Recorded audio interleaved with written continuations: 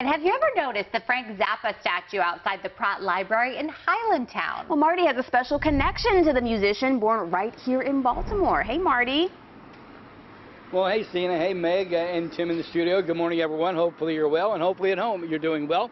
And we'll get to that personal connection next half hour, because Zappa had a connection to the Maryland State Legislature.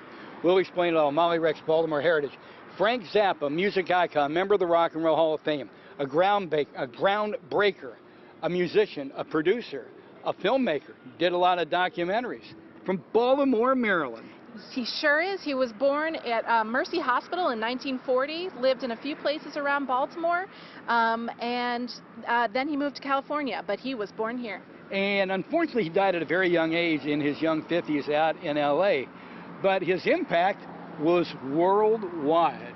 Absolutely. Many musicians have claimed him as inspiration, including Jimi Hendrix, System of a Down, and George Clinton. Parliament Funkadelic. Think about that. Well, let's throw in why George Clinton and Parliament Funkadelic, who are their own legendary people and act, would have liked Zappa. Zappa's biggest album was called Weasels Rip My Flesh. Yes. Think that one up, but it's so random that this came as a gift from Lithuania, a non-profit group in Lithuania named Zapparts.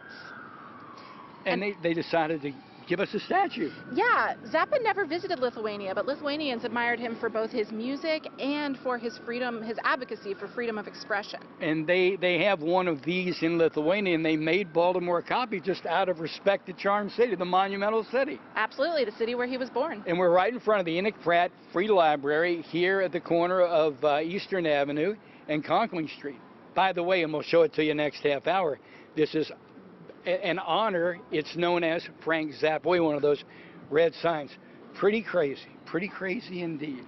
He's up on a pole, so he can't be messed with.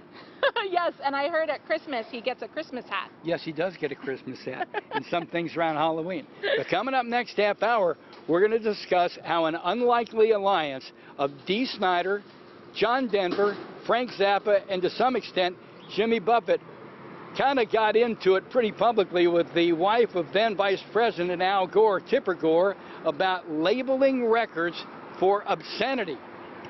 Zappa testified to the Maryland State Legislature about it. And on that day, I met Frank Zappa. And I'll tell you an interesting story coming up next half hour. Back to you.